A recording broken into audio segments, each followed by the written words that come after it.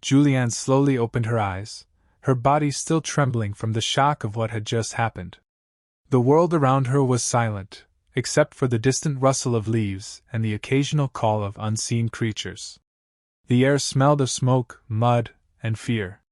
She could still feel the weight of the seatbelt cutting across her chest, a reminder that she had fallen from the sky and somehow survived. Her head throbbed, and a faint stream of blood had dried along her temple. For a moment she wondered if this was a dream, but the stinging pain in her leg told her it was terrifyingly real. She tried to move, but every muscle screamed in protest. The jungle around her was dense and endless, with trees so tall they blocked out most of the light. Shafts of sunlight pierced through the thick canopy like golden spears, glimmering on the mist that hung heavy in the air. Somewhere far away, water trickled, a sound both comforting and haunting. Juliane pushed herself up, her arms shaking, and looked around. There was no sign of her mother, no wreckage, just an ocean of green. Panic began to rise in her throat, but she forced it down. "Mama?" she called weakly, her voice breaking in the heavy stillness.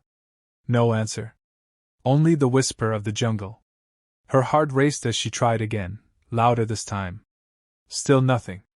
Tears filled her eyes, but she blinked them away. She knew crying would only waste energy. Her father once told her, "If you ever get lost, find water. Follow the streams. They always lead to people." Those words suddenly felt like a faint light in the darkness. She looked around again and decided to move toward the sound of the water. Every step was torture. Her right leg was badly cut, and one shoe was missing. Twigs snapped beneath her feet, insects buzzed near her ears, and unseen things moved in the shadows. She could feel the thick humidity clinging to her skin, and her breath came in sharp, short bursts. Each rustle made her flinch, each echo sounded like a threat. The jungle was alive, but not friendly. It watched her, tested her, and waited. As she walked, fragments of the crash flashed in her mind, the sudden explosion, the screaming passengers, the blinding light, and then the fall. She remembered gripping her seatbelt, the roaring wind, and her mother's hands slipping away.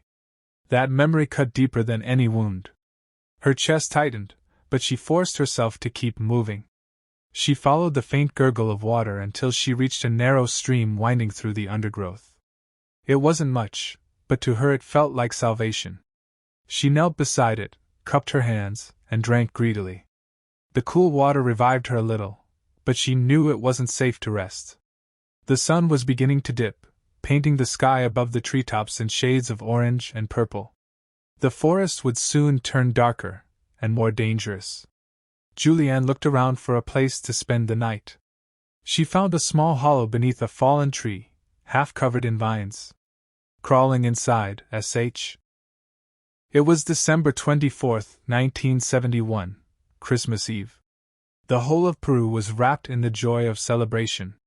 Juliane Coep was only 17 years old, an innocent yet intelligent girl who loved nature and the wilderness. Her father was a German scientist, and her mother a biology professor. Juliane had grown up surrounded by animals and birds, near the Amazon rainforest where her parents had built a small research station. That Christmas, she and her mother were flying there to celebrate the holidays. The flight number was Lansa 508, an old Lockheed L-188 Electra aircraft traveling from Lima to Pucallpa. Juliane sat beside her mother by the window, both holding small Christmas gifts. The cabin was full of laughter, passengers smiling, children playing, and the flight attendants serving coffee. Every face was glowing with happiness. No one knew that this flight would soon become their final journey. When the plane took off, everything seemed perfectly normal. The sky was clear, the air calm, and Juliane looked out the window to see the world below shrinking like a toy. But soon the pilot changed course, flying straight into a dense wall of clouds. Outside, the light faded. Thunder rolled through the heavens and flashes of lightning illuminated the plane. Passengers began to glance nervously at one another. Juliane's mother held her hand and whispered, "Don't worry, it's just a storm." But this was no ordinary storm. It was one of the most violent thunderstorms ever recorded above the Amazon. Moments later, A blinding flash struck the wing. Juliane saw flames engulf the engine. Panic erupted inside the cabin. Oxygen masks dropped, people screamed, the plane shook violently. The air smelled of burning fuel and smoke. The aircraft began to lose control. Juliane looked at her mother again, both holding each other tightly as the pilot's voice cracked through the radio. "Mayday! Mayday!" Then there was another explosion, and the plane broke apart midair. Everything was thrown into the sky: seats, luggage, debris. Juliane saw people, her mother, everything spinning in the storm. Then darkness. She realized she was falling through the clouds, strapped to her seat, from 10,000 feet above the earth. The pressure roared in her ears, the wind tore at her face. She couldn't breathe. She shut her eyes and felt the scream freeze in her throat. Around her was chaos, lightning, thunder, and the endless rush of air. One thought echoed in her mind. Is this the end? Down below, the vast green of the Amazon rushed closer. Trees, shadows, mist, and then nothing. A violent crash. Pain. Silence. For a few seconds, time itself stopped. No sound. No air. No life. Then slowly, the world returned. The sound of leaves. The whisper of the wind. Juliane's body moved slightly. Her face was covered in mud, her hair sticky with blood, bruises on her skin. She hung half entangled in the wreckage of her seat, surrounded by thick jungle. Everything was blurry. Her lips trembled. The river stretched endlessly before Juliane, a silent, twisting ribbon of silver cutting through the heart of the jungle. She stood at its edge, her body trembling, her legs raw and swollen, her mind hovering between reality and hallucination. The roar of the water was deafening, yet strangely comforting. It meant life, it meant direction. Her father's words echoed again in her mind. Follow the river, Julie. It will lead you to people. With what little strength she had left, she stepped into the shallow edge, the cool water biting against her wounds. Each step was agony, but she forced herself to keep going, clutching the vines and branches for balance. The current tugged at her, but she refused to fall. The jungle canopy above her was so thick that sunlight only slipped through in thin streaks, turning the water into a mirror of gold and shadow. Around her, the jungle hummed with unseen life. Birds shrieked, frogs croaked, insects buzzed in a symphony of chaos. Every sound reminded her she was not alone, yet no human voice answered her calls. Hours passed as she trudged along the riverbank. Sometimes she waded through the shallows, sometimes she climbed over fallen logs, but she kept the river always to her right, her lifeline through the madness. Hunger and thirst tore at her body. The few berries she had eaten the day before did little to quiet her stomach, and she could feel the weakness spreading. Her reflection in the water startled her, mud-covered, hair tangled, face pale and haunted. She barely recognized herself. I look like a ghost, she whispered, and for a moment she almost laughed, though the sound came out hollow. Then she heard something, an unfamiliar splash, deeper than a fish or bird. She froze. The ripples spread slowly across the surface, and then, from the corner of her eye, she saw it, something long and dark gliding just beneath the water. Her heart slammed against her ribs. She had heard of river snakes, even caimans that could drag a person under in seconds. Slowly she backed away, her breathing shallow, her every nerve screaming to run. But there was nowhere to go.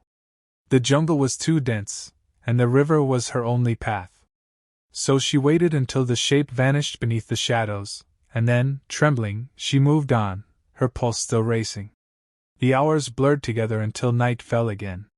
This time she didn't have the strength to find shelter. She sat near the water, her back against a tree, her body covered in insect bites, her wounds now raw and infected. Fever began to creep in, the world swayed and pulsed in front of her eyes. She could see lights dancing in the darkness, strange flickering shapes that might have been fireflies, or something her mind had invented to stay sane. Her lips cracked, and her breathing grew shallow. She wanted to close her eyes to rest, but each time she did, she saw the crash again, the flash, the scream, the endless fall. Don't sleep, she whispered. Don't sleep, Juliane. Somewhere in. When Juliane opened her eyes again, everything was quiet. The steady hum of the jungle had faded into the low murmur of human voices. For a moment, she didn't know if she was alive or dreaming. The ceiling above her wasn't made of leaves, it was wooden. A dim light flickered nearby. She felt a rough cloth beneath her, and smelled the faint scent of smoke and medicine. A man's voice spoke softly in Spanish, and slowly she remembered the fisherman, the boat, the river. She tried to speak, but her throat was too dry. The man smiled gently and pressed a cup of water to her lips. You're safe, he said. We found you by the river. The words felt like something out of a miracle. Her body ached in every place imaginable, her legs bandaged with rough strips of fabric, her arms covered in scratches, her hair tangled beyond recognition. But she was alive. Alive after falling nearly 10,000 feet, surviving in the Amazon for 11 days, and walking through a world that wanted her gone. As she rested, flashes of memory kept breaking through, the roar of the engines, her mother's voice, the violent fall, and then the endless green. Each image struck like a lightning bolt, and tears welled in her eyes. She wanted to ask about her mother, but fear kept her silent. She already knew the answer in her heart. That night, the men stayed near her, tending to her wounds with care and whispering among themselves about the miracle girl who fell from the sky. One of them gently touched her shoulder and said, "Tomorrow, we take you to the city." Juliane nodded weakly, her voice barely audible. "Thank you," she whispered. The next morning, they helped her onto their small boat. As the engine sputtered to life, she looked back one last time at the endless jungle. The place that had almost killed her, and yet had kept her alive. The trees seemed to watch her go, silent witnesses to her impossible journey. Hours later, the boat reached a small mission outpost where she was taken to a medical station. The doctors could hardly believe her story. They treated her cuts, cleaned her wounds, and gave her food and water. When she finally lay in a clean bed, she stared at the ceiling and felt an emptiness deeper than fear. Surviving was supposed to bring peace, but it also brought the weight of everything she had lost. She learned that rescue teams had been searching for the wreckage for days. Most of the passengers were gone. Her mother's body had been found later, not far from where Juliane had fallen. For hours she cried quietly, holding the blanket to her face, feeling both grief and gratitude in the same breath. The world called her the girl who fell from the sky, the miracle of Flight 508. But Juliane never saw herself as a miracle. She saw herself as her mother's daughter, a girl who had listened, remembered, and refused to stop moving. Over the following weeks, journalists surrounded her, cameras flashing, people asking her to relive the nightmare she wanted to forget.